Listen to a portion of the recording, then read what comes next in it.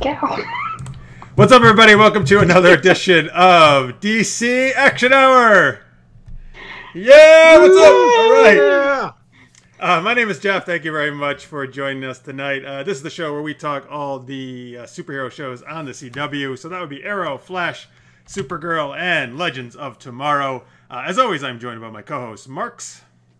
Hello, everyone. All right, fresh off back from France. He's joining us. Oui, oui. Yeah, okay.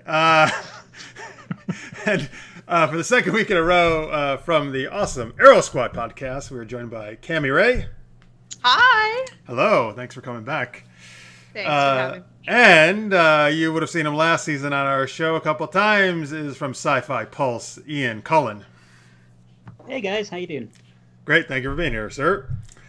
All right, so guys, we're gonna be talking all basically the third episodes of the new season of all the shows we just mentioned. We're gonna get into that in just a minute. If you watched our show, folks, you know David Nichol was supposed to appear today, who plays Anatoly on Arrow. So I'll tell you right off the bat. Fortunately, a family emergency came up. He told me just yesterday, so he sends his profuse apologies. He really wanted to be on. He will be on in the future, in the not too distant future. So don't worry, we will have him on. And sorry we can't have him on tonight, but we're still going to have a fun discussion. And we're going to start that off with our fun super tweet question, and then we're going to get into all the different shows, and we want to hear what you think. So please join us in the live chat. I see Lister's mate is already in there. He says, "I'm trying to find out what kind of card that was that Jean had on Supergirl this week." All right, we will discuss that later on when we get to Supergirl. All right, thank you for watching. You can tweet us, of course, at Super Geeked Up. But Marx, what is our super tweet question? Who's been your favorite villain on the DC CW shows? And that could be from any show, any season. All right. Well, hey, Marx, what was all of our choices on the pre-show? Pretty much Slade was all of our choices. Yeah. Right. So we all pretty much absolutely love Slade Wilson, and he rocks.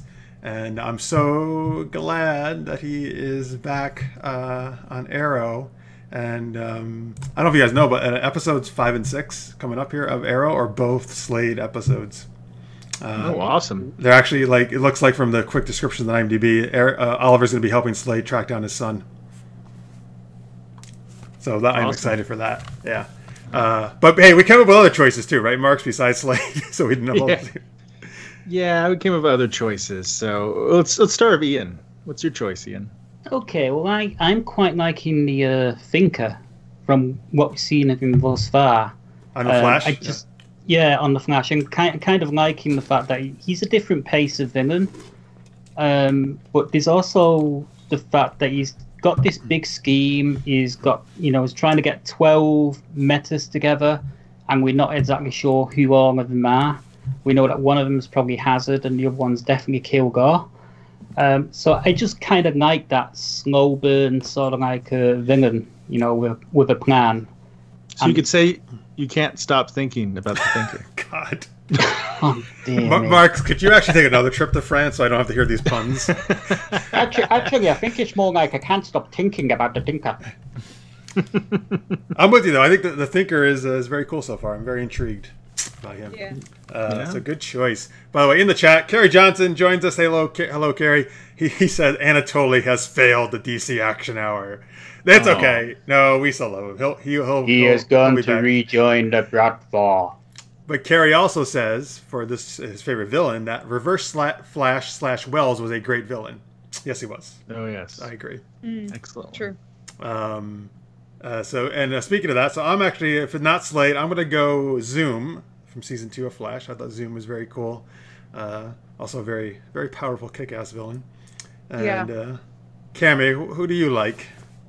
Okay, I might be cheating a little bit here because it's a little more of an anti-hero than a villain, but I really loved Killer Frost. I'm currently loving Killer Frost. I love the introduction, portrayal, this TV incarnation of the character. I think is just really fun, really kind of entrancing to watch on screen, and it's really fun to watch her be bad. So that's my pick.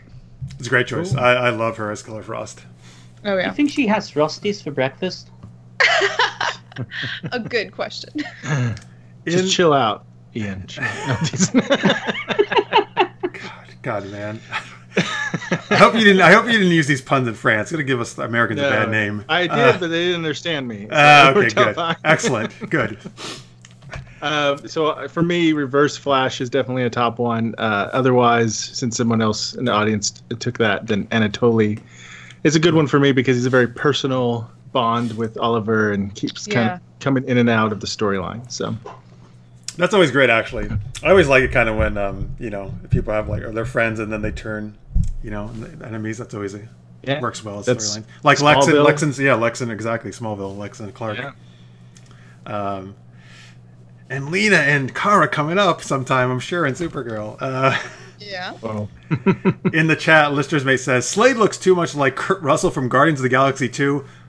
I think Kurt Russell looks too much like Slade, you should say, if anything, because he was Slade way before Kurt Russell was in Guardians of the Galaxy. Very true. All right, so there we go. There's our favorite villains. You can keep sharing them in the chat or on Twitter or put them in the comment section if you're watching in post, folks. All right, so by the way, we're going to get into all the shows now. We're going to talk about each of the new episodes. Speaking of guests, though, we do have next week Amy Gumanek, who plays Cupid on Arrow, as our guest.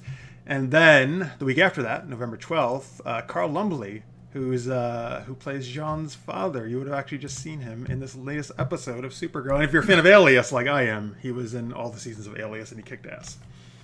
Isn't he the voice of Martian Manhunter in the cartoon? And Justice League and Justice League Unlimited, yes, he was Martian Manhunter, which is great that they brought him back to be in Supergirl. And I love those casting choices where they do these people who used to be on the different shows and they come back. Yeah, he was Martian Manhunter, and then he gets to play the father of Martian Manhunter. Yeah, just like with Dean Cain, and stuff too. Awesome. So we got a couple cool guests coming up, and again, Anatoly, David, Nickel will be on in the future. All right, so here we go. Hey, I guess we're starting with Arrow, and what better person to introduce it than Arrow Squad, Cammie? I would love to introduce Arrow for this week.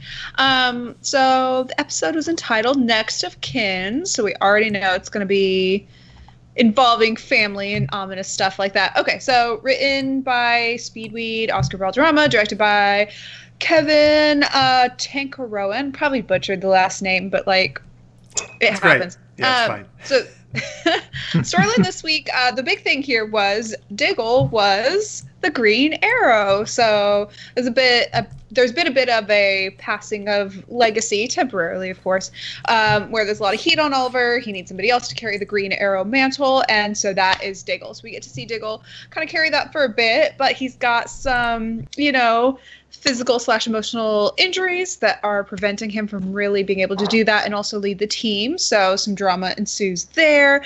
And then on the mayoral front, we have an anti-vigilante referendum popping up. We've got FBI agent Watson after the Green Arrow just in general. And in this case, that means she's after Mayor Oliver Queen. And then we have a villainess of the week, which is Onyx. So a lot going on there. A lot of other stuff involved in that. Some of Oliver dealing with some father duties that he can't quite handle and a possible tech startup. So a lot going on.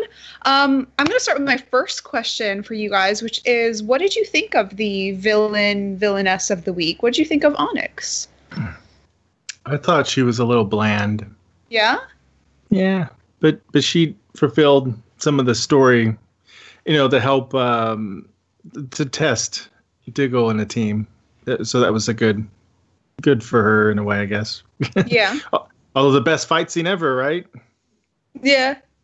It's the best fight scene ever, but that fight scene around the car was pretty sweet. I love the fight scene. I thought it was shot really well. I thought it was, it's obviously interesting just to see Diggle out in the field like that, which we don't, even when Diggle is Spartan, we don't always get to see him in the field quite as much. So it was nice to get to see that a little more. And then as the Green Arrow, obviously that's a little bit of a different twist. Jeff, what did you think? Oh, we can't hear you, Jeff. That's because I'm muted, sir. Thank you. I can't lip read quite that well. All right.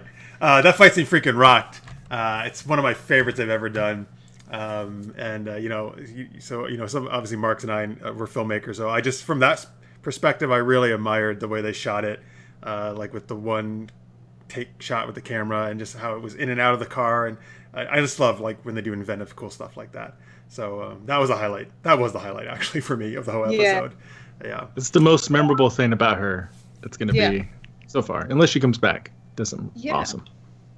Well, we can come back to her, but I do have a question tying more into the idea of Diggle being the Green Arrow. So there's a bit of a cliffhanger at the end. Well, not really a cliffhanger, just more of a big reveal at the end of this episode, where we see that some of the injuries that Diggle, we thought he had kind of had it under control. In reality, he seems to be taking some sort of mystery drug, and also he's going to continue to be the Green Arrow for a while. What do you think of Diggle's continued storyline? Were you surprised by the big reveal at the end?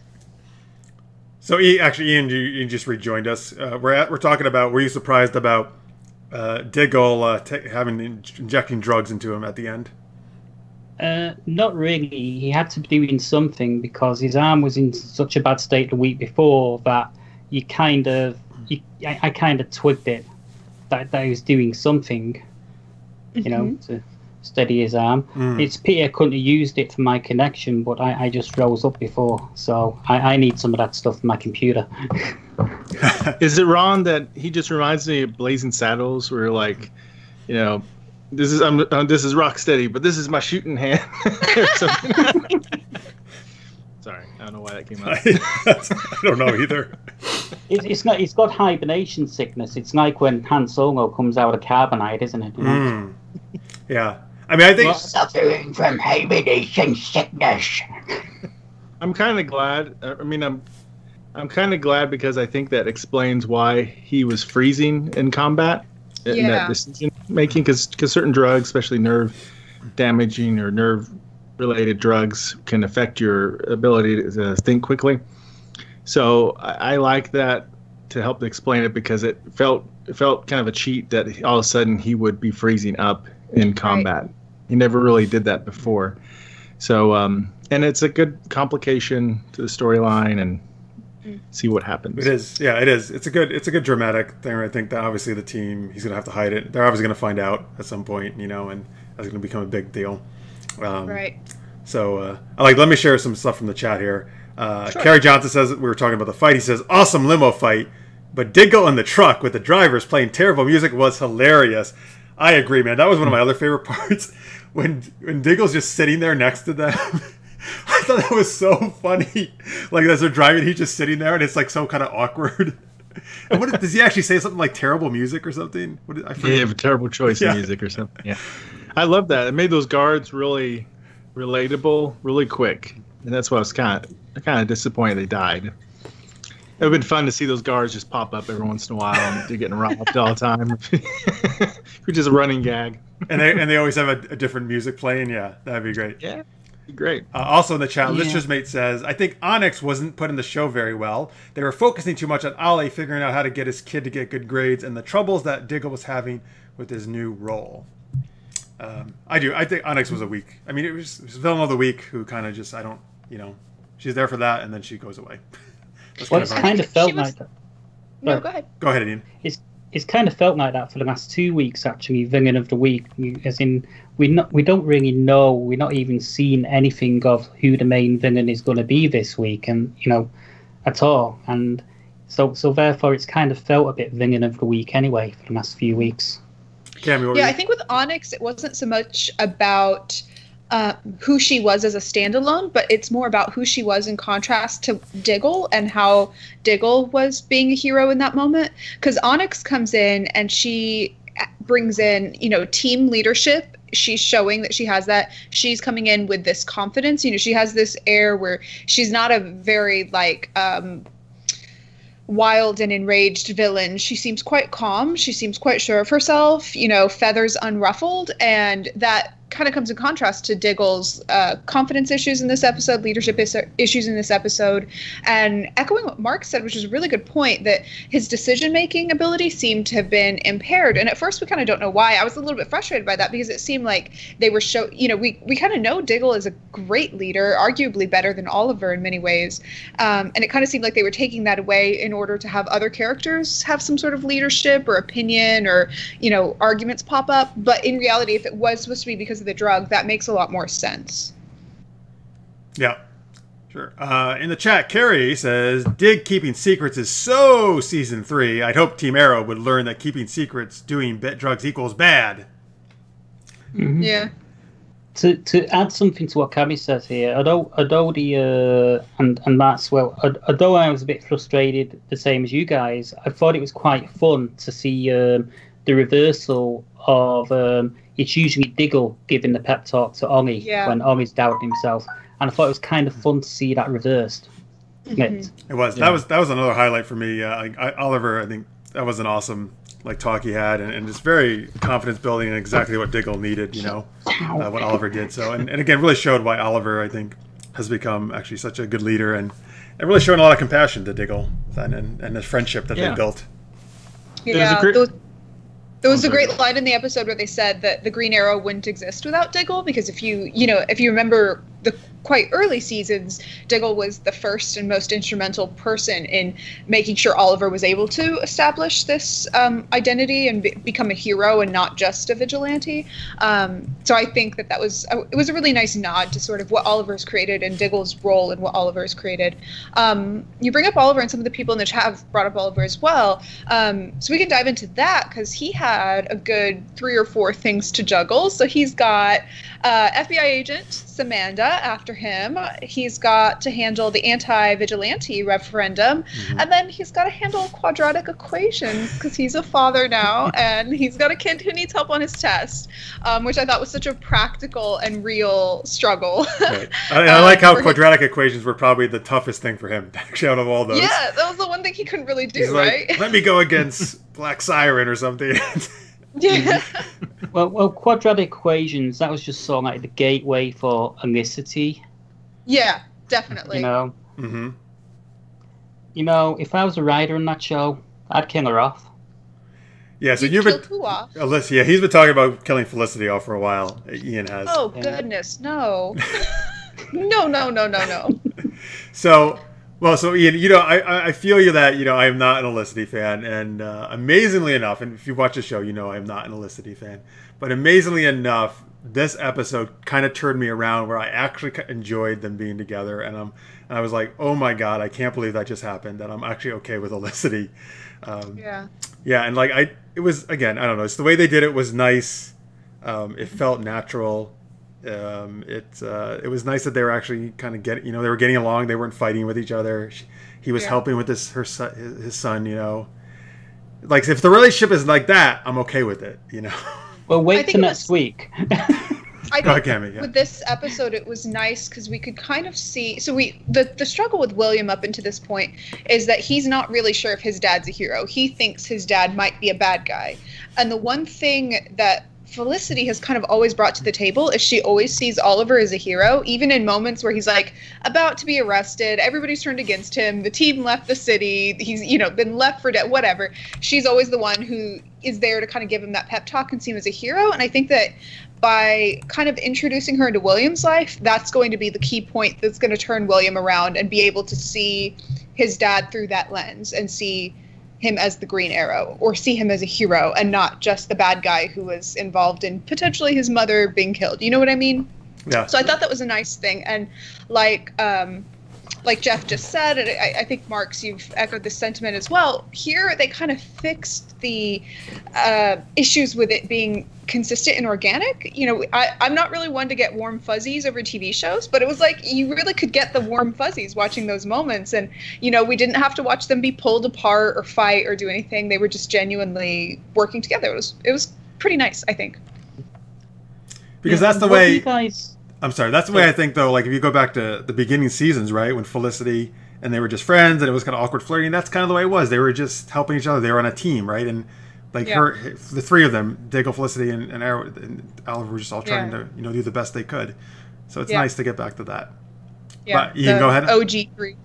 Yeah, what do you guys think of the whole thing with Felicity and Curtis? I'm kind of liking the way they're starting to work together, and I'm just wondering where that's going to go. If that song if they might be working more as a team, as opposed to song like Curtis flashing his balls everywhere. Interesting use of terms there. Yeah. Curtis's they're balls going to are make a this. company, so hopefully they work together. I think it's great. I think Yeah. I think those two, obviously they're great friends. They have the same skill sets. I think they should have done this earlier. Even they have those two more doing something like this. I think it's awesome. Yeah, and it's nice because you can tell where that's going to end up being useful in the show. This is not a show like The Flash where there's, automatic healing of, wounds where Barry can just basically come back to life, back from anything. And it's not like Legends where they can just sort of time travel things away. They do have to deal with real ramifications of injuries, as we're seeing with Diggle. And so having a tech company, just like how they developed the tech before that healed Felicity's spine, I think that sort of tech is going to be really instrumental in sort of keeping our heroes around and alive, and hopefully healing Diggle eventually. Although I think they'll let it play out a little bit more this time with Diggle. Yeah. I mean, Marx and I know have said how kind of it was a missed opportunity how quickly they healed Felicity that season. Yeah, she could have been Oracle. You know? Exactly. She could have been Oracle.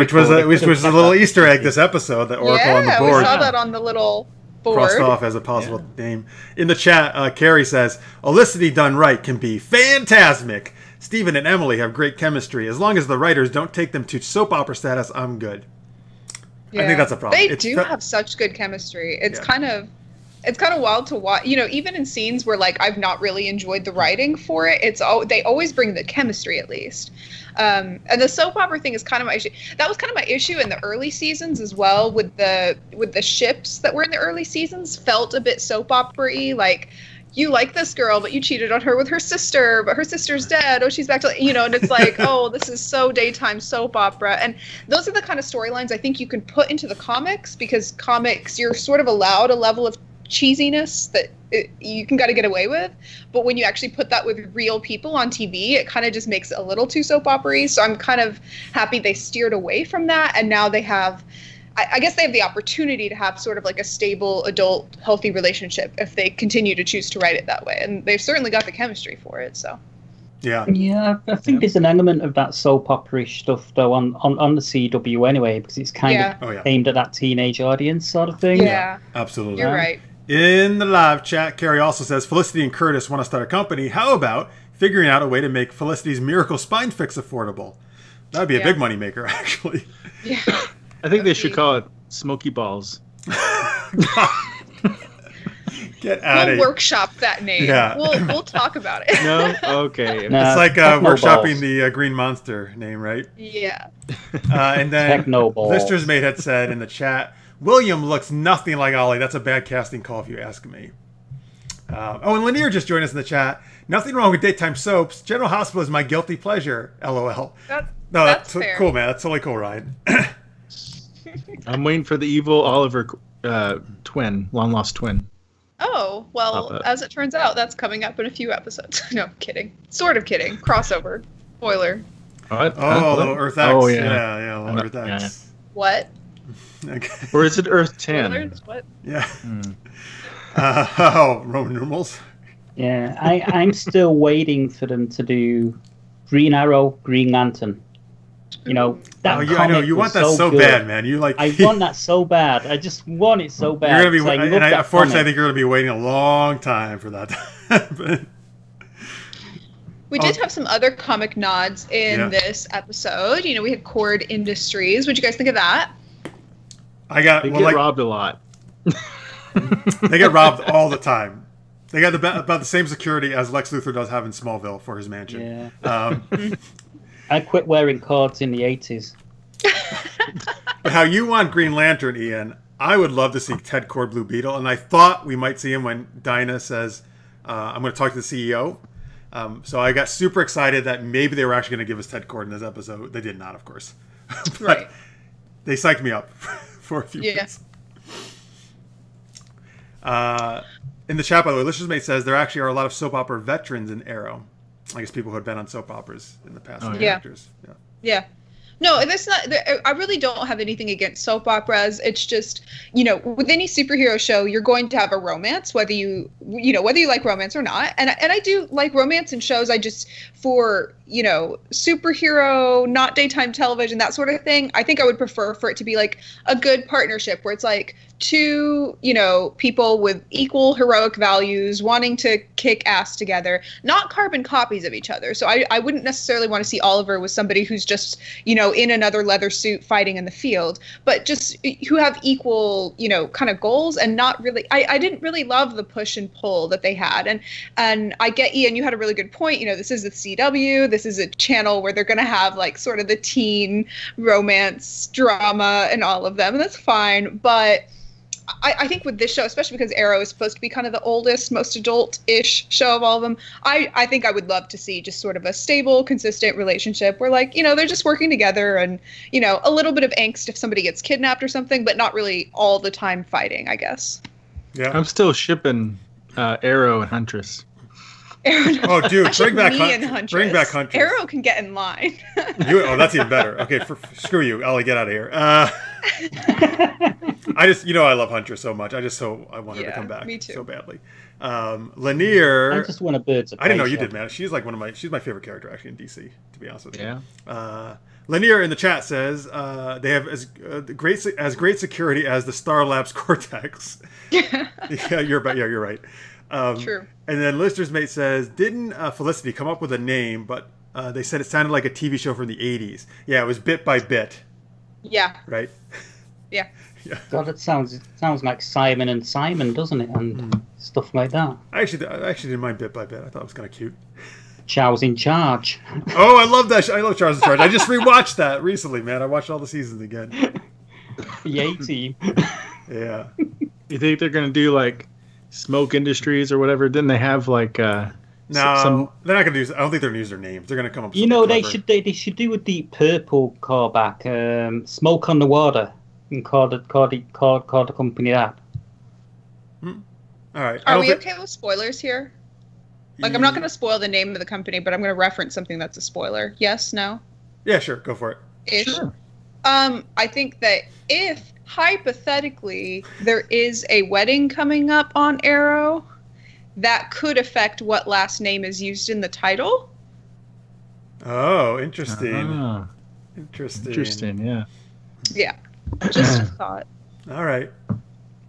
With it being so like soapy on CW, I'd love to see one of these CW shows do the Moldovan massacre that was in Dynasty back in the 80s. That'd just be fun.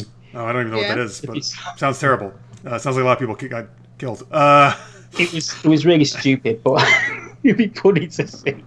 Lister's Mate says, Bit by Bit sounds like Step by Step. Yes, kind of does. All right. Sitcom from the 90s. All right, what else we got to talk about in Arrow?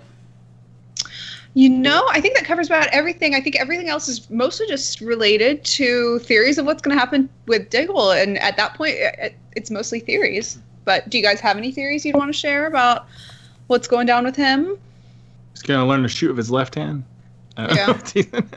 No, I don't know. I think they'll chop his hand off. Come on. Become a cyborg. No. Oh, that's a different character.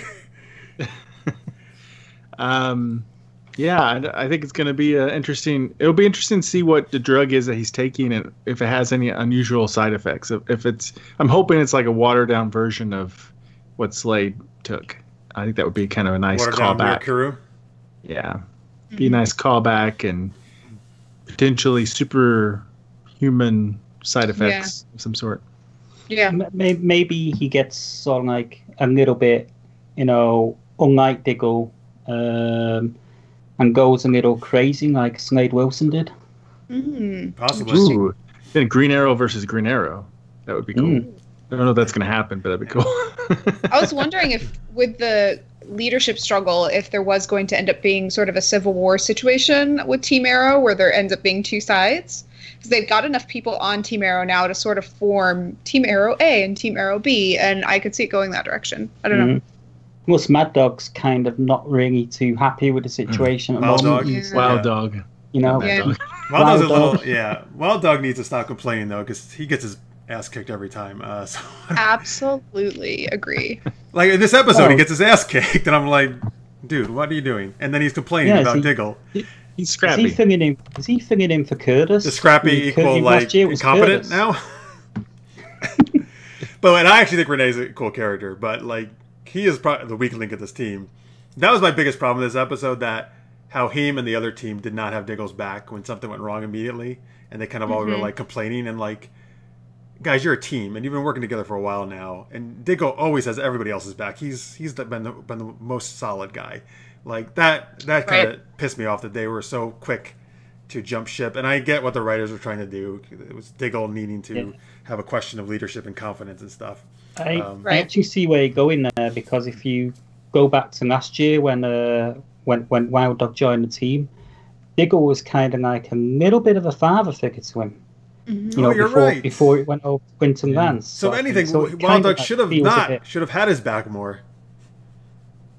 True. Particularly with somebody like Lance and everybody having his, and Oliver having his back, trying to help him with his kid. You know, those guys have had his back. Yeah. If anything, he would have sort of sided with him more. Yeah, but I know that's kind of Ray's character. He's like the wild one and does his own thing. Yeah. He's always kind of rebellious. He tests the limits. Yeah. In the chat, Lister's Mate says, I hate Renee's new costume. Oh, interesting. He does have a new costume this year. And then he also asked, what did you think of the nerve gas scene? What do you guys think? Kind of the big action scene. You know, you mean in the hotel? You know, when they're all doing their superhero dramatic slow motion leaps. The slow, yeah. Well, that scene in general, I think you want to know. With that, I thought it was interesting because they kind of acknowledge the fact that even those with sort of superpowers, like Dinah, there's downsides to them using those superpowers. Like, she could use it, but it might kill everybody, so they have to get people out before they could do that. And it was nice for them to kind of talk about the logistics of using those powers rather than just sort of, you know, pulling a god card and auto using them to fix everything. Mm-hmm. That's a good point. I mean, I sort of didn't really know what to make of it. You know, it was really strange how they didn't have anything, you know, prepared for it, as in sort of some sort of breathing apparatus that they could have used to sort of fight better. You know, you'd think with all the technical stuff that they carry with them, they'd have something like that, something that could just pop over their nose, you know, to protect them. They can from get gas. the glasses stuff, but they can't have a breathing thing. It's also a little silly that they couldn't take any action until Diggle told them. Like, and I get the idea they had to see him take command, but all he said is, Dinah and Mr. Terrific, take care of the gas. That's all he said. He didn't tell them what to do. He said, take care of the gas, and then they did. You couldn't have done what you were going to do before he said that? And it doesn't seem consistent with how Team Arrow has done missions before. Where, like, the other members of the team haven't just sat there and waited for explicit directions from Oliver. He only gave them if there was a particular decision that needed to be made. Yeah. Like, if there's nerve gas being released, that's a situation where you just act. You don't wait to be told what to do. Just take care of the situation. Yeah. Yeah, they know their roles well enough to actually just act, like you say. I mean, he was a bit dumb. Talking about Dinah's power, though, there was a cool bit earlier on in the episode where Diggle jumps off and she sort of does her thing, and he sort of surfs on her sort of sonic wave. That was awesome. I thought it was just so cool. I really enjoyed that. It was good. Another inventive use of the powers that we haven't seen before. In the chat, speaking of Wild Dog in his ass kick, Kerry says, every show has the person who gets beaten in fights. Martian Manhunter, Wally West, Stein, Roy. And then he says, speaking of fight scenes, Dinah catching Dig with the sonic blast as he jumped off the building was awesome. Hashtag team up. Oh, look, he typed that just as you were talking about it, Ian. Nice. Thinking the same wavelength there. You know, if I was in Arrow, I wouldn't have the superpowers. I'd be like the Indiana Jones guy that just gets so knackered and tired, pulls out his revolvers and just shoots. That would be me. Nice. But that's like Wild Dog. He has guns, but then it doesn't really do much good. Yeah. That's true. All right. I guess it's time to do some ratings, right, for this episode of Arrow. So this show, folks, we do out of a 4-star type system, but for Arrow, we use boxing glove arrow. So 4 boxing glove arrows is the highest rating something can get, and you can do fraction ones as well. Marx, what do you give this episode? I give it 3.5 boxing glove arrows. All right. Cammie? I'll go 3.75. I was pretty pleased with this episode. Oh, very high rating. Ian? 3.5. It probably would have been a little higher if not for the gas thing. Cool. I'm going to give it 3 boxing glove arrows. I enjoyed it. Solid episode, but I do think they could have done a little better job with the writing in terms of the team kind of not supporting Diggle. Yeah. All right. Again, in the chat, please feel to put your own ratings. Boxing glove arrows, how much you would give that episode of Arrow. All right. So now we are moving on to The Flash. Whoosh. Yeah, this episode was called Luck Be a Lady. Episode 3 of season 4, written by Sam Charlson, this is actually that person's first episode writing for Flash. They used to write for Sleepy Hollow. And also co-written by Judalina Nira. Probably butchering his names, but sorry. Who has been writing for Flash since 2016. Directed by Armin V. Kevorkian.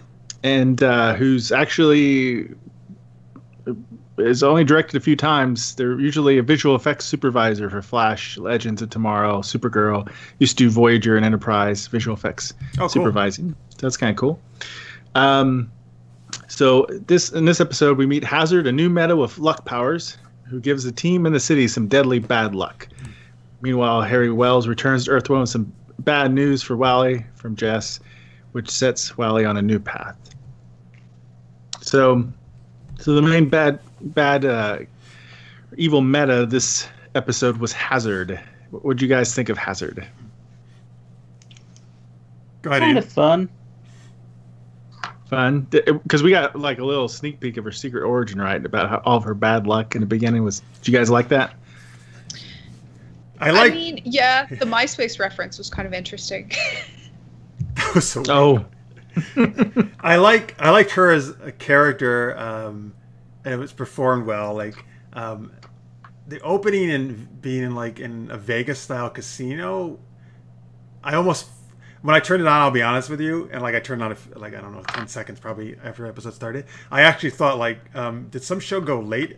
I didn't think I was watching The Flash. Actually, it was so different than how they usually shoot things and the way environments are. I was like, what am I watching? CW's Crazy Ex-Girlfriend or something. Yeah, exactly. I was like, this, I didn't think I had the right show, and then I realized that was a little weird.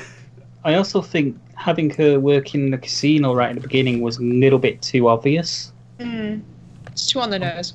It's a little bit too obvious because of the luck powers. Yeah. I think my problem with her is that she wasn't a true villain, and maybe it would have been interesting if they had shown she got these luck powers that hurt other people, blah blah blah, and her her true evil nature came out, and she was super willing to hurt other people, but it was just a side effect, and she didn't really seem to understand what was going on. She didn't seem to really truly know what she was doing. They never really had a proper chance to reason with her about it, to talk to her about it. She was just kind of stupid and only a little bit bad rather than a proper evil villain. So that was kind of my struggle, because I love a good villainous, throw an evil woman onto any of these shows and I'll probably be there to be like, take me on your team, sign me up. But with this one, it's nobody would want to be on her team, and it was hardly a villain team or a villainess at all. So that was my struggle with her. In the chat, Lister's Mate says, sorry. Actually, let me go to Carrie and then Lister's Mate. Carrie says, love this episode of The Flash. Not surprised someone from Sleepy Hollow wrote it. Had some Final Destination vibes to some of the setups, like Joe and Camille in the house. And Lister's Mate, though, says, I was really disappointed with The Flash this week.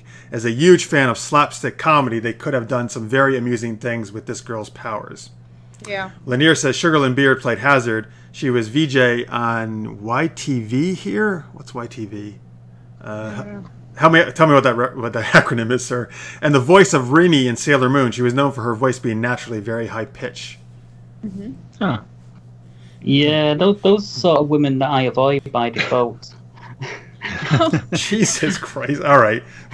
I don't think I have any issue with a villainess having a high voice. I thought the actress did a lovely job. She did. I think that, perhaps with a bit more complexity to the writing or a bit more evilness to the role, it would have been an even better villain. But the actress did a great job with the role. She did. But I think it's an interesting nod. I looked up the character costume. Her costume is similar, very similar to the outfit the fishnet outfit she was in whenever she got fired. So that's kind of nice nod.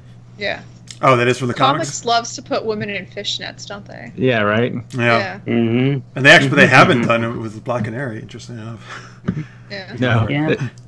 They've joked about it, though. Yeah, they have joked about it, you're right. I think she was a little bit shallow, is what the word we're looking for. In the way she was sort of like, he was just a little bit shallow. Mm-hmm. A little bit. I think she had a little more than Onyx, a little more memorability, whatever I'm trying to say. Yeah. I think they made her so powerful, though, that if she was in, like, decided to turn bad and, like, take control of her abilities, she would have been really difficult to fight. Yeah. So that might have been why they kind of went that route. Of course, we got this Dirty Dozen metahuman thing going on with the bus, right? So, we might see her again. We probably will see her again pretty soon. Yeah. Yeah, something general with the Flash though, since it's been back. Have any of you guys noticed how? Remember in the first episode where he was drawing all the symbols on the wall? Yeah. Have any of you guys actually noticed that some of the same symbols can actually be identified floating around on the Thinker's sort of like costume, and in various sort of like there's been various things that have referenced those symbols. Interesting. I've heard that. Have been spotted. By the way, go ahead, Marx. Yeah, I'm hoping there's a lot more to that than what was the this house is bitching. Yeah. I think there's something more to it than that. Lanier in the chat says the YTV thing was Canada. It was from Canada. It's youth TV. It was like Nickelodeon for Canada, and Sugarland Beard hosted a show called The Zone for that like teen type youth show. Thank you for filling us in that. This season of The Flash is up to such a weird start, I feel. And this episode was like the goofiest one I think I've ever seen on The Flash. I think they went way too far with the goofiness on the show. Like, I know we're going to talk about this. The wedding was just, no. That, so out of character, so unbelievable. And just, like, here's what I'm afraid. Like, last season, for the first half, they were too serious, I think, and depressing. And I think, Cammie, when we were at Dragon Con and we heard them talk, Danielle Panabaker in particular, I think they were talking about they wanted to get more fun back to the season, right? Which I'm 100% cool with. I actually think they went too far that direction. And sometimes I see shows do this. They get comments from people, and they readjust too far the other direction to try to make up for that. Yeah. And I got to be really careful of that, because next week's looks really goofy too, potentially.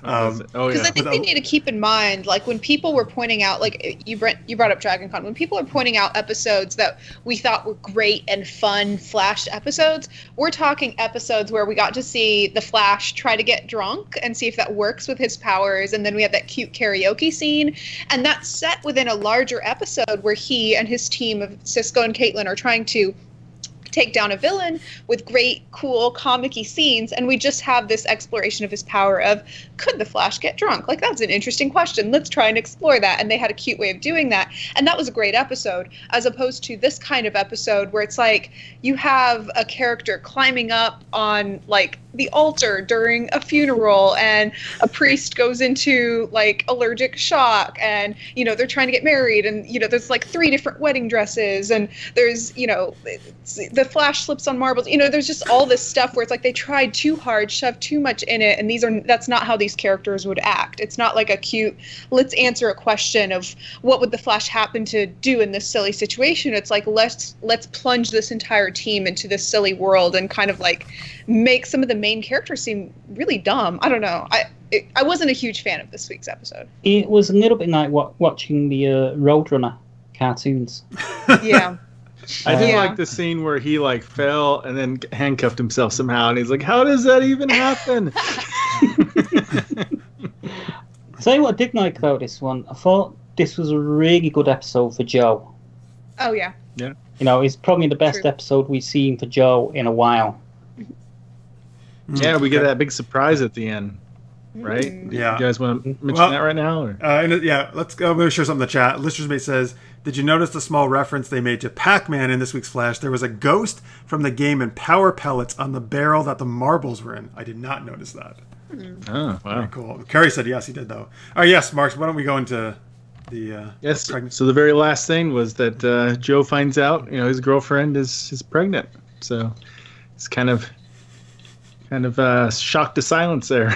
Yeah, it's a great expression on his face. Yeah, I thought that was I thought that was a weird choice, to be honest with you. I don't know. He already has 3 kids, basically, right? Yeah. Wally was a fairly new addition to the family. Unless the actress is pregnant in real life, and that's what they're trying to just write that in. I don't think so. But she's not in it that much anyway, so I don't know. True. I don't know. It's kind of weird because he's got 3 kids. One of them just left. The other 2 are marrying each other. We won't even get into that. Like, it's just such an odd choice. I know that there's, twins in the Flash comic, mythos universe. That kind of is a running theme. So maybe that's what's going on, is they want to introduce some sort of speedster twin situation, and this is their way to do it, because the alternative would be to have Barry's sister wife get pregnant. I don't know, but yeah, but I don't know. So because they're going to be Cherry's sister wife. I mean, whatever the proper term is for that needs to be. I brought this up too. Don't attack me. No, I brought this up about in the show. Like, isn't it a little weird that they drew up as sister and brother and they're getting married, and everybody else in the show is like, "Oh, it's fine, Jeff. Stop being silly." Thank you, Cammie. See, somebody else thinks it's weird too. Oh, I do. Don't drag me, but I think it's weird. Yeah. Wouldn't surprise me if we have Zoom come back and go, Barry, I'm your father. All right. But they're going to be 25 years older than the kid, like Iris and Barry. Yeah. It's like, that's a big Iris age difference. I think she's supposed to be like 27, 28, and then Barry is just like a year and a half younger than her or something like that. So, yeah. Yeah, they're he going to be looks way like younger the than age her. of the kid's parents. Yeah, they should be the parents, not... Yeah, and then like, what do you call them? Like, is it like aunt and uncle, or like? But then they're like, I don't know. It's anyways. Yeah, maybe they call him Auntie Uncle. I honestly think that was like one of the bizarrest choice they could have made to get her pregnant. I just don't get it. Yeah. Or what they're doing with that. I'm sure there's a story tied to it. I'm sure there's a reason. So. It's part of the thinker's plan, probably. Yeah. The thinker made sure she got pregnant. Maybe the baby is a 12th metahuman. Maybe she's a 12th metahuman. Maybe she was on the bus and she got impregnated with something. Whatever happens, if it's twins, they're going to end up being speedsters. Ooh, wouldn't that be interesting if she was on the bus? She just didn't know. Yeah. In the chat, Carrie says, speaking of kids, why would Kid Flash leave before the wedding? Right. Because although I'm assuming he's going to just come back for that. I assume. Carrie, maybe it's because it's weird to attend your brother and sister's wedding while they marry each other. Or maybe he learned that they already got married in a funeral home and you don't need to attend it anymore. Yeah, just send a gift by mail, hope for the best in another dimension. That was the most preposterous scene I've ever seen. Yeah. Oh, the funeral? Yeah, I just don't know why they would do that to characters that you want us to like. Like, particularly Iris. Iris would never do that. Never. She's like a grown-up woman working on her dissertation. She's supposed to have a good head on her shoulders. She was supposed to be the leader this season, and then they had her doing that, like climbing up on a thing in a wedding dress, trying to like make him marry her in a funeral home. Like, no, that's character assassination. She deserves better. Yeah, that just seemed a little bit too desperate. Not a good look. No. Oh no. I'm just gonna pretend it was Hazard's probability stuff making him go crazy. Yeah. I've got a question. Do you think they got hazard pay for doing that episode? Oh, come on. That's a Marx pun. Jeez. It's spreading. I wasn't a huge fan of here's the thing. With Wally leaving, like, I don't know. Well, the funny thing is, he says that you guys didn't even notice I wasn't there. I also did not notice he wasn't in that Maybe scene. that. Right. But here's the thing. The problem is, I'm not even sure why they had him on this season, because obviously they didn't know what to do with him, or they just wanted to. It's interesting that they've written out every other speedster now except Barry. Jesse's gone. He's gone. I don't know. Like, I would have liked a much better way for him to go out, I guess. rather than kind of a rushed. Everybody says goodbye in like 30 seconds. Okay, see you later, Wally. Yeah, it was weird. And I gotta find myself. Okay, sounds good to me, Wally. Yeah. I don't think he'll be gone for very long. I think I'm probably gonna have him go out for a few episodes and then bring him back in later on. I don't know. Because, I feel like they're trying to really. Are they trying to spin it off into a Titans thing or something? Oh, that'd be interesting if he goes over to the Titans, but he's not. Really. Nah, he's gonna go over to the Legends next year. He's screwed. No, I wish they would, but I'm pretty sure Titans is its own separate beast. Okay. It's gonna be all the Nightwing and Raven and those Titans. Mm-hmm. What I did love, though, I can't tell you how excited I am for Harry to be back, though. Finally, Tom Cavanaugh appears this season. That was actually that was the one thing that worked. I think that was so funny, that scene where he's coming in and trying to explain this breakup cube, and that she broke up with him. I just thought that was awesome. And also seeing him and Cisco and that nice, they're fighting, which is fun. But then you show how they actually have a strong bond with each other too, and they're important to each other. That was my favorite part of the whole episode, the Harry and Cisco stuff. Yeah, I like the breakup cube. It's got a hologram message, a selection of music selection, and then a Kleenex. A Kleenex in case you need that. I think I'm gonna start making those. I think there's a business for that. Yeah, they're going to replace breaking up by text. I think Felicity and Curtis, their first creation will be a breakup cube. That's going to catch up. Imagine how badly that would scare their significant others if they're like, "Honey, guess what I created at work today?" Like, no, not for you. Just like in general. In general, All right, so what do we got? The Thinker? We want to talk about the Thinker, Marx? Yeah, let's talk about the Thinker. What do we think about the Thinker? I'm thinking about it. Guys. Is this going to be? You think he's got a lot of promise as being one of the top villains so far, or? I'm digging. Well, I'm digging him so far. Like, I mean, obviously, very little. We only see him I guess this is the most we've seen him actually in any episode so far. Yeah, I mean, I like the deal with him. I'm intrigued by what his, he's obviously got some big end game in mind. We learned he's got a camera also, right, in the base. It was the helmet, right, Samurai's helmet or something. Yeah, you'd think Cisco would have clocked that though, wouldn't you? Would have known about it? Yeah, you think he would have figured that out. That it would have been. But the Thinker is even smarter than Cisco, I think, is the deal. Yeah. I think the fun thing about having the Thinker as the villain this season is it kind of forces them to retouch on one of Barry's initial character traits that, frankly, we haven't seen for a while, which is the fact that he's supposed to be like a borderline genius. He's supposed to be, the sciencey, geeky, geniusy part came first, and the speed came second. When he was first introduced onto Arrow, he was introduced to somebody who could almost rival Felicity's, thinking abilities. Not quite there. Nobody can really rival her, but he was good friends with her on that. And so now, as he's been on the Flash, I feel like that's been written in less and less, and it's just been more about his speed and how fast he can run and regenerate and, supersuit abilities and stuff. And the thinking has kind of fallen to everybody else. And hopefully now this will sort of revisit that, because I think that was an interesting aspect of his character that set him apart from just any other speedster, or it would be if it was written in. Yeah. In the chat, Listeners May says, I agree with Ian. I'm thinking about the Thinker. He makes me think too much about the Watchers from the Marvel Universe. What exactly does he do? Mm-hmm. That's the thing we don't know yet. Yeah. He be thinking. I kind of agree with you about Barry. I mean, if you look at what happened last year, we had Julian Albert come in, or is it Julian Albert? And he was like the genius in his field, supposedly. And, that kind of troubled me, how easily Barry sort of like kowtowed to him, sort of thing. Mm-hmm. How we didn't really sort of like match him properly, or sort of like, I don't know. It just seemed a little weird, given that we know Barry's quite intelligent from the get-go.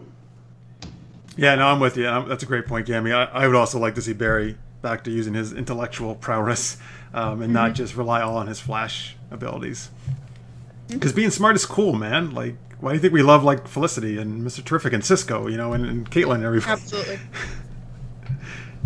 All right, cool. I think the I don't know, Marx. We're not seeing you anymore. Are you still hearing us? No, he's not. Okay. But I think that wrapped up everything he had on his list, pretty much that we talked about.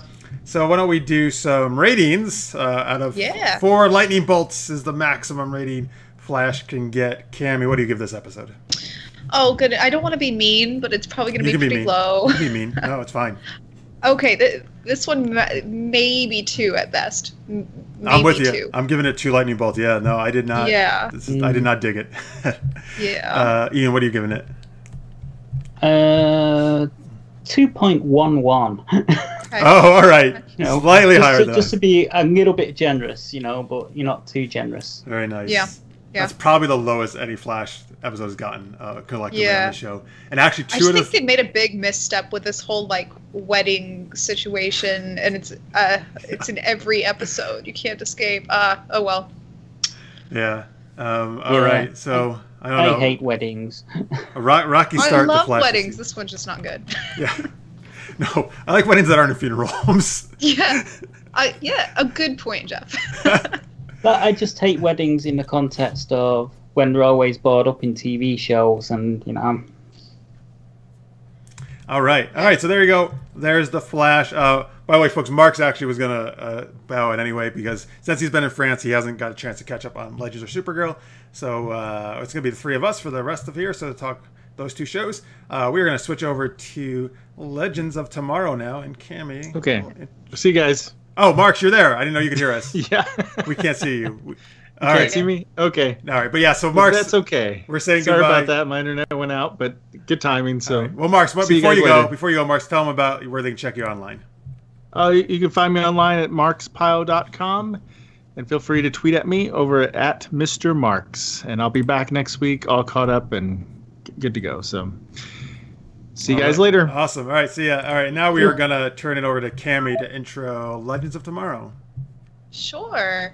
So this week's episode of Legends of Tomorrow was entitled Zari, which is the new character we got to meet this week. Written by James Egan and Ray Uternichit. I always get the last names that are hard to pronounce. Yes, it's you do. fine though. Directed by Marzi Alma. So in this week's episode, the team has to protect an outlaw named Zari in order to capture a rogue time traveler. So we get a new heroine-ish potentially joining the team, perhaps, which is Zari. And then we have a new villainess. Now we did see her a little bit in Freak Show last episode, but this is Kuasa. And then we also have some other storylines going on. We've got Sarah versus the Time Bureau. Sarah kind of takes a bit of a defeat in this episode, which is interesting. And there was an interesting setting that we got to play with, which is Seattle 2042. So I want to start us off with the question what did you think of the new heroine potentially joining the team, Zari, and her sort of techie stuff that she kind of brings to the table? Kind of ties into what we were talking about with, we kind of like the smart techie character sometimes. And then what do you think of the new villainess, Kuasa? Talking is hard sometimes, but I'll manage. Ian, what do you think? I don't really know. I mean, so like, I think I only paid half attention to this episode because I was kind of like half asleep when it was we all on. did. The bit I did enjoy was the fact that we got to see Vixen go through all of the totems, and I also enjoyed the fact that the new villain and the new character also had totems as well, which is going to make it quite interesting. To see. I mean, is Vixen like gonna sort of like show Zari? Or is it Siri? Sorry, no, it's not Siri. Sorry. Oh yeah. Am I saying it right? I don't know. No. Yeah. I was just sort of like thinking of Apple Siri for a while then. Yeah. Is Vixen gonna sort of like mentor her on how to use her powers or something? Is that likely to be something that plays into it to keep Vixen around for the rest of the season? In the chat, Carrie says, it was Legends of Tomorrow fun, so I give it 3. He's already given it a 3. He's a big fan of Legends rating. You know what? So as you know, folks, I'm not a big fan of the show. I will say, though, anytime they go into the future, I usually find they do much better than when they go into the past.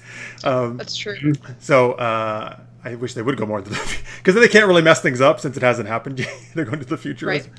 So Zari, the new character, new heroine, right? I'm going to say right away, she's the best thing about the show.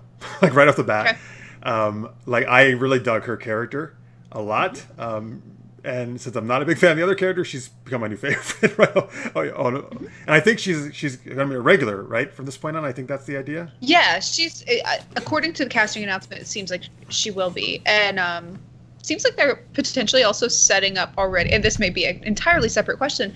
Seems like they may already be setting her up for a ship on this show. Do you guys catch that? And her Ray? Is that what you're, or somebody else? Oh, I think Mick. Oh, Mick? Oh, you think Mick and Zari? Interesting. Yeah. Interesting. Mm. That would be very interesting. Mick's like never really been, right, with much of anybody romantically. Right. Yeah, I don't know. Maybe I'm seeing things. No, it could be. Once again, Legends is not really like my lane. Like every one of the other 3 shows is more my lane, and I don't really track Legends quite as consistently. So, you know. Yeah, I kind of bitty grains of salt. I kind of look at Legends as sort of like it is the more sort of like airheaded show. It's the one that's more fun that you don't really have to follow along with, which is kind of what I enjoy about it. But you know, the funny thing is, it sort of messes around with time and messes time travel up more than Doctor Who does. So I didn't think that was actually ever possible, but. And I'm a huge fan of Doctor Who, but you know, sort of like in recent years, not so much. But there we go. Kwasa's cool though too. It's nice to see a villain who's actually really difficult to defeat. I'm a big. I think almost in any storytelling, the villain should be someone who's kicking the hero's ass for most of the time, and finally they're able to defeat him or her. So Sarah, who is pretty much one of the best fighters around, it was actually kind of like, oh wow, she's totally getting her ass whooped, not even close, right? So that was interesting to see, and I like that because it's a challenge. Then this villain will be. What I didn't like so much is how Kwasa was kind of like knocked in her butt really easily by, oh my god, why am I blanking? Vixen. I think that was a little too quick. Like that should happen maybe much later on in the season. But I will say both Zari and Kwasa are characters I actually find very interesting, which is a good thing about the show because I usually have that problem with that. Yeah. I think they rushed the whole arc with Vixen struggling to come to terms and getting used to a new totem. They kind of rushed that. They could have had that go a couple more episodes. Yeah. I think. I agree. The thing that's nice about adding a team member to this show, it kind of ties into what we were talking about last week on the show.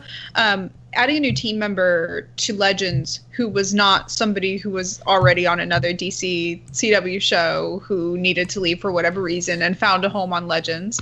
But adding an original character that is introduced on Legends, I think probably puts them at an advantage because oftentimes, as you pointed out, when a character leaves one of the other shows to join Legends, they begin to be written differently, for better or for worse. And for here, we just get the Legends version of her, which I think is fun. Yeah, you hit the nail on the head. I think this show would be so much better if they had just introduced all new characters, pretty much, instead of taking everybody from a different show. That actually, I think, hurt this show more than anything for me, when I have a tough time with it. And that's probably why I like Zari so much, because she's fresh, and I don't have anything else coming into the show about what she should be. Right. Listeners mate in the chat says, the new character Legend has, the guy with the glasses who works for the Time Bureau, he makes me think too much of Joxer from Xena Warrior Princess. That's an awesome reference. I was just watching Xena again recently, and Joxer was on the episode. I love Joxer, man. So that's a great... What's the character in the Time Bureau? Is it Pete? Fred? What's his name? I forget. Anybody remember? The guy who they're always threatening? No, I don't know. All right. Can't remember his name. Gary. It's Gary. It's Gary, right? Yeah, it's Gary. Good call. Wow, I actually knew something about Legends. Amazing. I like Gary, actually. Gary's fun. Yeah, what do you think of the Time Bureau? The I can't remember her name. Ava? The woman. I love woman Ava. That's going up against I love Ava. Sarah. She's great, man. I actually wish she was one of the main characters. I like her a lot, actually. Yeah, she's kind of sarcastic, isn't she?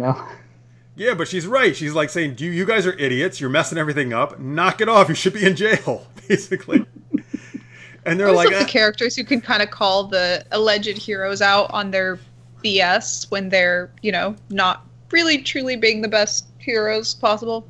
It's probably something Legends has actually needed for a couple of years, to be honest. I'm actually rooting for her to be successful and to get them all captured. But... I'm just hoping that when Henry Stein leaves, that he doesn't break out into song. Please don't let that happen again. Please. The Deo, yeah, that was last season. I'm not surprised actor's leaving. I'm surprised he didn't leave sooner, to be honest. He's such a damn good actor that he could be doing way better work than this. He's going to Broadway. Yeah. That's what he's doing. All right. You kind of brought this up earlier when you talked about how the setting's a little better when it moves forward into the future. So to that end, do you think that with them bringing characters onto the team that were from the future, what do you think that sort of contributes to the team? Like, what's going to be her different perspective, I guess? What do you think, Ian? Maybe they learn something in the future that they shouldn't.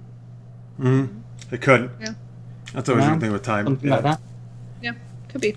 I like that. I do like, they kind of did the authoritarian type state in the future. That's always kind of a good... A lot of sci-fi things do that, but I think it's effective. It's like, to see how things could go in the future. So I think they do that well. Let's just make in the chat says, I like Gary as a character. I hope they do more with him. Maybe he'll get superpowers or something.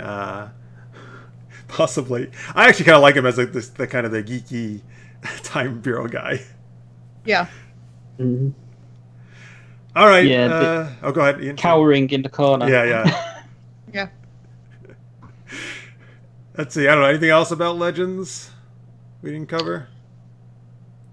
I'm drawing a blank. Yeah. Yeah, not really. I mean, I feel like everything's kind of been set up for stuff that could come later this season, but up until then, it's just been little moments where, there's not really too much to base your theories on.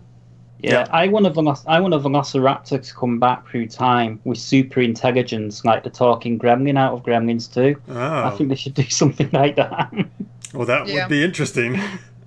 And the way they messed up time, it could happen. Who knows? Yeah. They could have a whole legion of raptors in top hats and tails singing in the rain. All right. That sounds like something Legends would do. Yes, it does. Maybe I should write for Legends. There you go. Yeah, suggest that storyline to them. They'll be like, "This is fantastic." A genius idea. Why didn't we think of that before? All right, let's give some ratings. We do this with Gideons. So 4 Gideons is the highest rating. I'm actually going to give it the highest rating I have so far this season. I'm going to give it 2 Gideons. What about you, Ian? Oh, 2.1, I think. Oh, you're the 0.1s. All right. Cammie, what do you give it? I'll give it at least a 2.5, just because by Legends standards, they introduced good characters. Like, these are good characters. So I'll let it live. All right, folks. So one more show to talk about, and that, of course, is Supergirl. All right. So this is episode 3 of season 3. It's called Far From the Tree, and it was written by Jessica Keller and Derek Simon, directed by Dermot Downs.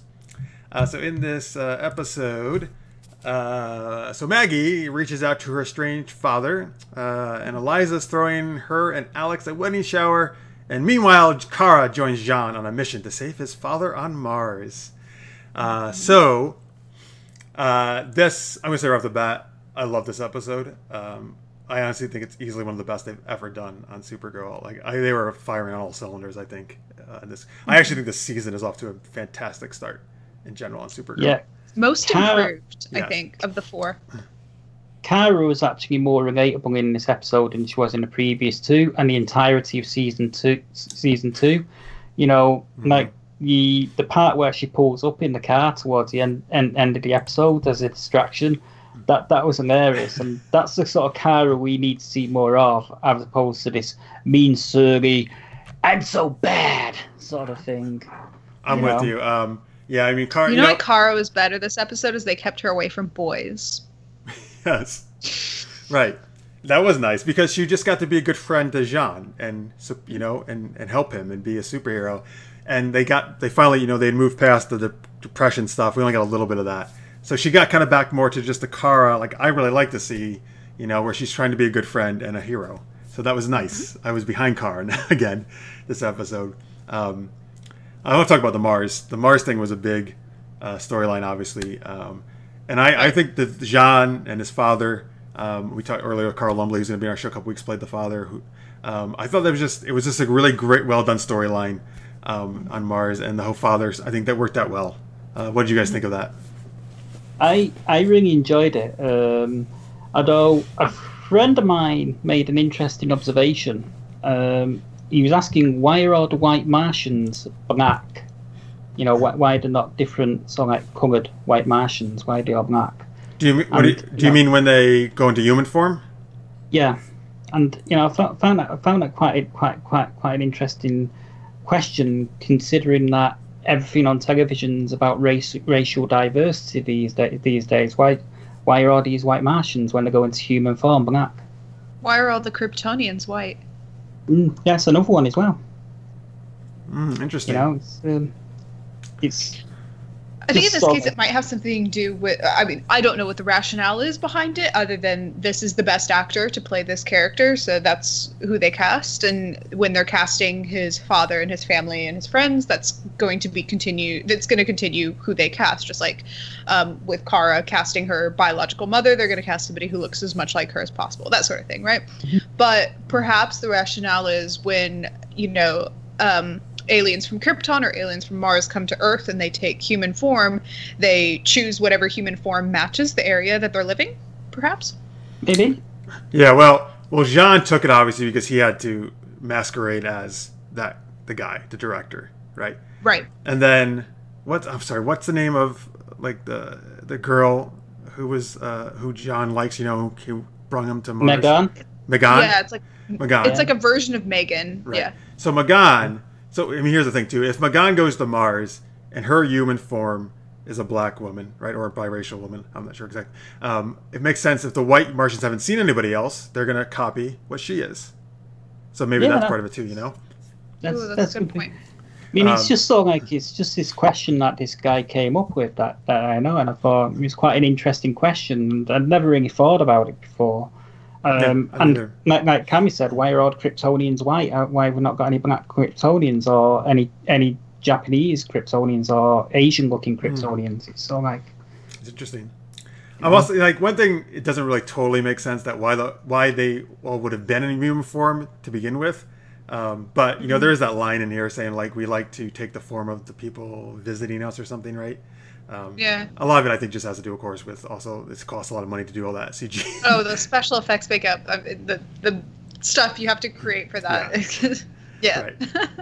But so Cammie, what did you think about the whole Mars storyline and John's father and everything? When they were originally saying that they were going to go to Mars, I was a bit hesitant because, of course, this is a show where the main character is an alien and there's going to be other aliens and we're going to go to alien places and it's fine. But you know how I'm just kind of always resistant to the whole alien and meta and all that. I really want the shows to be kind of as human as possible. But when they went to Mars, I really did appreciate that a lot of the characters did take human form the whole time because I think it's a lot easier for those actors to emote. And I thought that it was fantastic casting. They all did, everybody on Mars did a really great job with that, and I was pleased that they did get to take human form and actually emote and fight and have feelings and have emotions and all of that, because it, with the several layers of latex foam on your face, it's a little bit harder to do, and it's kind of hard. It's harder for me to attach to characters that look so sci-fi, whereas I could easily attach to the characters who look like humans, because I don't know, maybe it's a limit to my imagination, but I was quite pleased with the casting and the way those roles were performed. I thought the storyline was great. It made sense. It had a proper beginning, middle, and end, which is kind of sometimes my gripe with these shows, is that they sort of skip any build-up or explanation in the middle, and I think that they did a good job with this. And it was nice to see him actually get a storyline that wasn't just about helping somebody else, but it was actually tied to what he wanted to do, and that was really nice. It was. And him and his father, you know, there's a nice relationship there. And it made sense why the father would be doubting it, you know, and then... I actually enjoyed the fact that the father was doubting, you know, I enjoyed, you know, and I thought they played that really, really well. And it also gave Kara the opportunity really to sort of like, you know, step in and persuade, you know, John's father to sort of like give him a chance and link with him. You know, I enjoyed all that stuff, but I also enjoyed the White Martians. What was the name of the guy that sort of like took over from Megan? He sort of like stepped forward. Yeah, I forget his name, but I know the one you mean. Yeah. I thought the way he played against John was really good. As in, he was quite distrustful at first, and the way towards the end of the episode they sort of like gained some sort of mutual respect for each other. I thought that was actually really well done.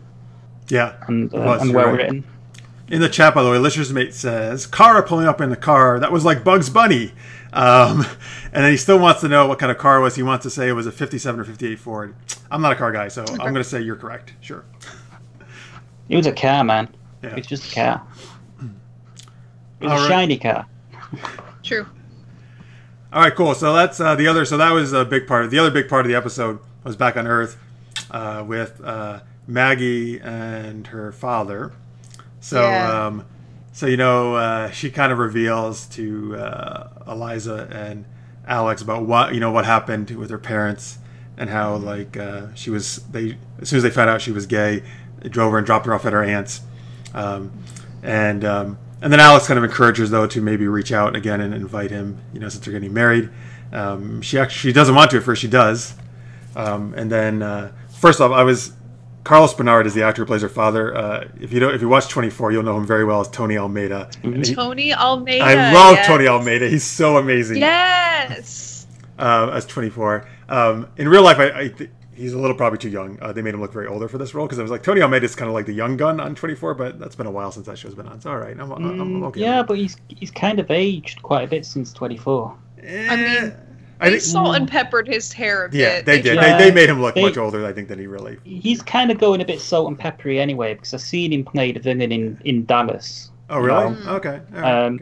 I accidentally caught an episode or two when I was sort of like at my sister's place. It wasn't deliberate. And he was in that as a villain. Yeah. But anyway, he's a great actor. Carlos Bernard is a great actor. And I think he was really good in this. So anyway, what did you think, about the whole, so the Maggie and her dad thing? Cammie, what did you think? I think Alex and Maggie's storyline just in general is currently the best storyline on Supergirl in terms of being able to pull emotion. You've also got the fact that it's quite easy to tie both of their characters into the action sequences and have them be relevant and useful. It's easy to tie both of them into behind the scenes decisions. And it's a well executed storyline where even when they're talking about like wedding stuff or whatever, it's usually just like a little clip of, like we're going to fight about band or DJ or whatever. And it's, I don't know. There's something so tragic about it, and we see in this episode sort of a particular point of tragedy, and we see the backstory that Maggie has, and it's quite heart wrenching. It was two fantastic performances, father daughter, going on there, and we sort of again, not really much of a spoiler, but we kind of know that Maggie's storyline is going to come to a close soon, and so there's just this overarching air of tragedy, I guess, for them that was so poignant in this episode. I'm kind of gutted they're writing Maggie out because I like her as a character. I actually like her better. I like her better than Alex, to be honest, as a character. Interesting. Yeah. Although I've got to admit, when they introduced her last year and they did the whole sort of like relationship sort of thing, I felt initially. And Jeff will tell you this. I felt initially that it was a little bit too on the nose. In that it's kind of like it just felt like because I didn't know whether it was going to be a long-term thing. I thought she was only going to be in for a few episodes. I didn't think she was going to get quite. Originally, I think she was actually only supposed to be. So initially I thought it was a little bit too on the nose. If she was only going to be around for a little while. But you sort come of around to liking it more. But I've kind of come around to sort of like enjoying it more and just sort of like going along with the flow sort of thing. Yeah. It's quite a heartwarming pair, I think. I'll be sad to see it go, and I understand, actors behind the scenes, not everybody can stay, and that's fine. And I think that it was a matter of actor availability at this point. But for while it lasted, it was such a well done story. Well done romances are not always easy to come by on these shows. I also think it's actually added more depth to Alex's character. Oh yeah, she was a little bit too one-dimensional in the first season, and it's added depth to Alex's character. And the fact that it was Alex coming out as a gay woman and sort of like coming to terms with that, and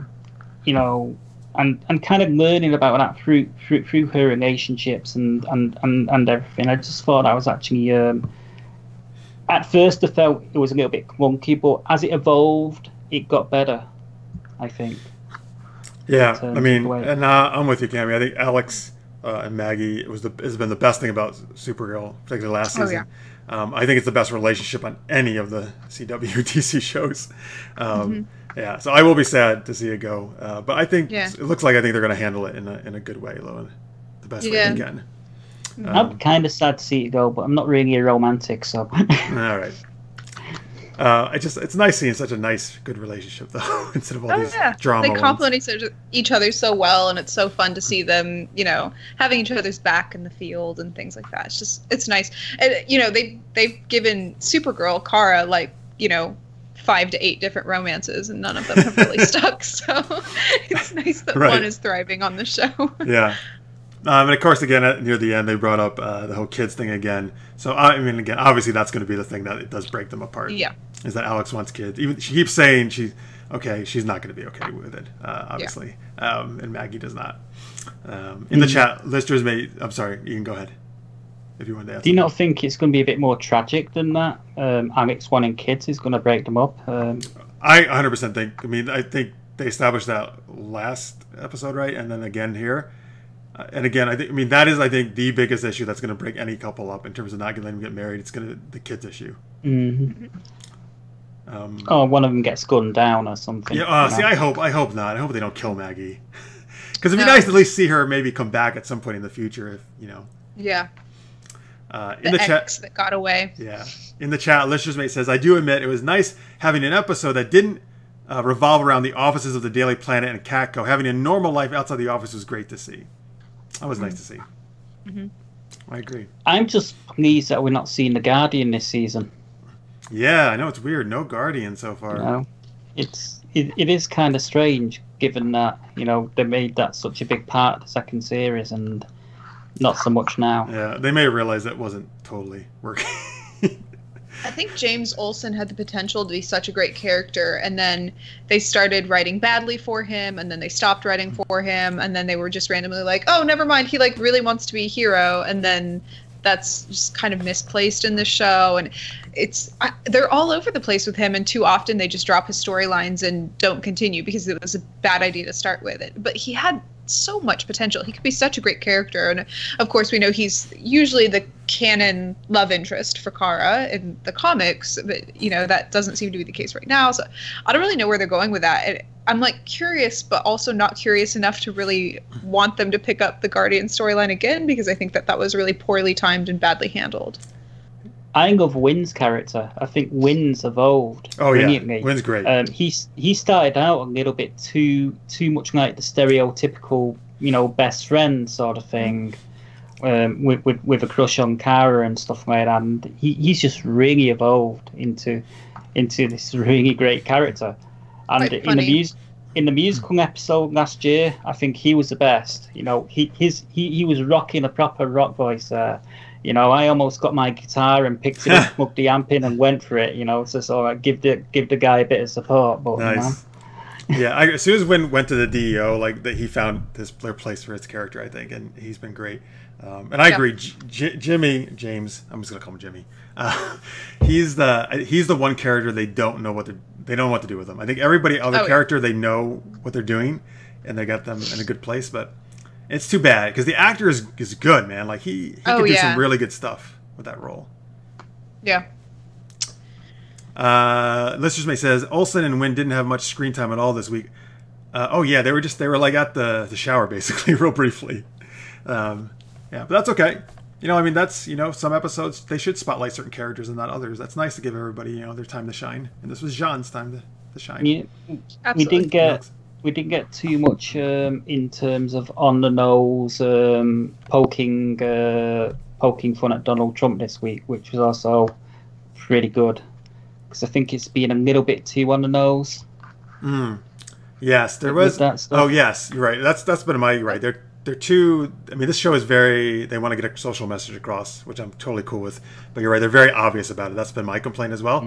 This episode, I actually think they did a much better job. The one thing they did is when Maggie's father's talking to her and he says they want to build a wall to keep us out. You know, referring to like Mexicans because his heritage is Mexican. I think is what he establishes. That's the one thing they did. But again, that was much more subtle than anything they've done before. I think on the show. About making. I don't really mind when they have overt political message. Really? As long, yeah, I think that. I mean, especially for comics having such a deeply ingrained history with social justice, a lot of with Superman comics especially, and you know, then tangentially, of course, Supergirl. These comics all have a pretty deep history of, you know, talking about social justice issues, and you know, I mean, Green Arrow as well. The entire thing spawned out of this, you know, social justice reform that the comics are supposed to be paralleling and talking about. So I really don't mind when they get political. I think that that's necessary. It's definitely timely, and you know, when we're talking about the ultimate big bad villains, you know, currently today, I mean, you know, politics are one of the places people want to go when they want to talk about villains. In the chat, Listeners May says, yeah, there was an obvious reference to Trump this week. Yeah, for sure. Yeah, you know, see, I like it when shows work in social issues a lot, and that's why I love Star Trek. My personal thing is I love what Star Trek does in that they make it much more subtle. They look at like future things, and they're addressing present day social issues, but they don't tell you they're doing that. They do it in a subtle way, and you got to think about it and figure it out. That's the way. Not anymore, they don't. Oh well, see, I don't like the new shows. I don't know what they're doing with that with Discovery, but you know, all the Star Trek. And I think personally, I just think if you're trying to change someone's mind and issues, I actually think that's a more effective way than overtly like telling them what. But again, that's just my preference. I like how I like things. Yeah, I mean, I'm with you on that, Jeff, because you know, by doing it in a more subtle way, it leaves open for, you know, discussions around the water cooler the next day or whatever. You know, because it leaves open so that both sides can get together and so like, you know, discuss things and so like try and meet in the middle, sort of thing. Whereas if it's sort of like too anti-Trump or too anti sort of like Democrat or whatever, it's sort of like it just sort of like splits the whole thing apart. Whereas I think, you know, if something's done well, it should be done in such a way where it actually brings both sides to the table to discuss in terms of that. Yeah, you know, great point. Well said. All right, cool. I think that covers everything with Supergirl, right? Anything else you guys want to mention? What about the guy in the first episode, the businessman? Oh, yeah. Oh, great, I've already forgotten his name, but forget his name. The kind of like one of the villains this season.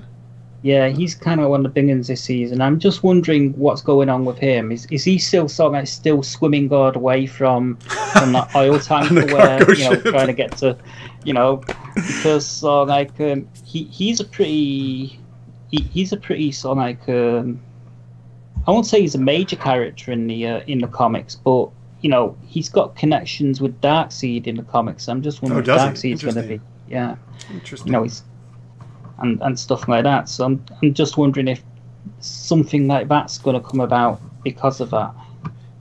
I don't know. We'll have to see. Yeah, I mean, obviously Darkseid's the big bad in all of DC, right? So, right. And particularly for Superman, Supergirl type stuff.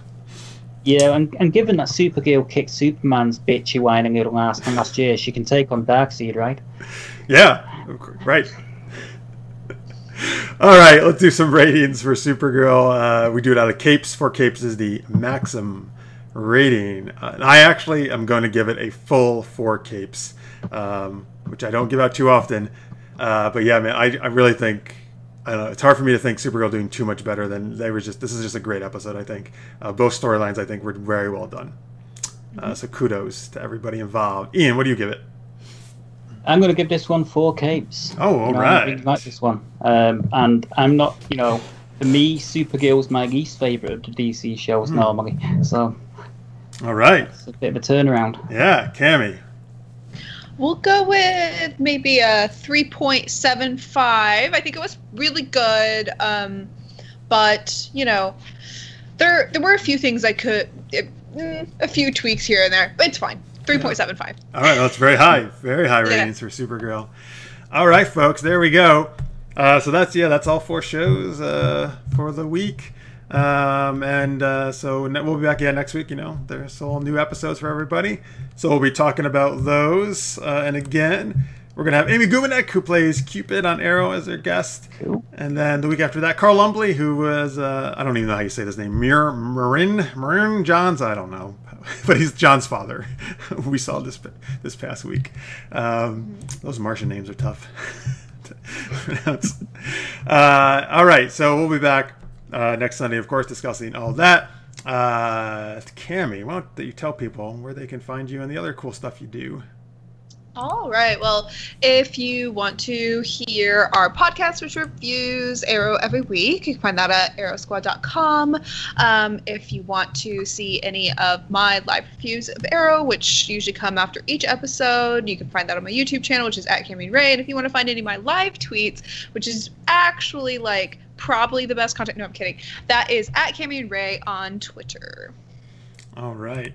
And Marx and I actually are going to be in the latest episode of Arrow Squad. Yes. Awesome. Yes, that's coming out pretty soon. Might be up later tonight or early tomorrow morning. We were super lucky to have Jeff and Marx on, and they had some great thoughts about this week's episode of Arrow. You should definitely check it out for them specifically. Oh, thank you very much. That's very kind of you. Yeah, we had a lot of fun recording that. Ian, why don't you tell them the cool stuff you do? Okay, well, I run a little website called SciFiPulse.net. And if it's still around tomorrow, it'll be a miracle because I'm actually going to be migrating it to a new server. So wow. That's going to be a bit of a big day tomorrow. I also host a show on SciFiPulseRadio.com called SFP Now. We've got our Halloween special up at the moment where we're counting down several Halloween songs, and we have the geek rock band Scythe Ride on the show, and we're playing a few songs from their new album. So that's the current episode we've got up there, and you can follow me on Twitter, which is at SciFi Pulse. And I'm also on Facebook under Ian M. Cullen, and we got a Facebook fan page, SciFi Pulse. So it's Facebook/SciFi Pulse. Sorry. Sweet.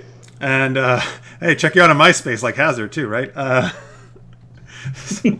don't have a MySpace. Yeah, good. Nobody does, except her apparently.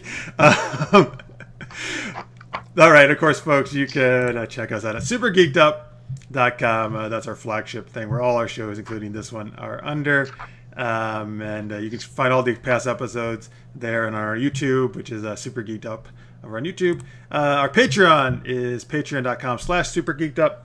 And that's a way, if you love the geeky stuff we're doing, you can support us there. Any amount is super appreciated. Lister's Mate, who's in the chat, actually is one of our supporters. Thank you very much, Anthony, and everybody else who are supporting us there. And here's our full schedule. So tomorrow night, we do our Monday Night Mayhem gaming show. We're actually doing kind of a Halloween-themed thing. We're doing a Dungeons & Dragons show, but it's set in Ravenloft, which is like kind of a vampire spooky castle type thing. So we're kind of doing a little bit of a horror Halloween theme for tomorrow's show. So we'll be playing totally different characters than normal. And then we'll be back to our normal D&D thing after that. And Fridays, I've been doing video game streaming. kind of impromptu as well, if you want to check any of those out. And I think that covers everything. All right, so thank you guys. Thank you to Cammie and Ian for coming on as guests. You guys rock as always. We appreciate it. Thanks for having us. And yes, check out their shows, please. And hopefully you can. And thank you guys for watching, obviously. Listeners make carry. And then for your great chats. And anybody who's watching in post, thank you as always. You can always share your thoughts on Facebook and Twitter with us as well. Super Geeked Up on Twitter.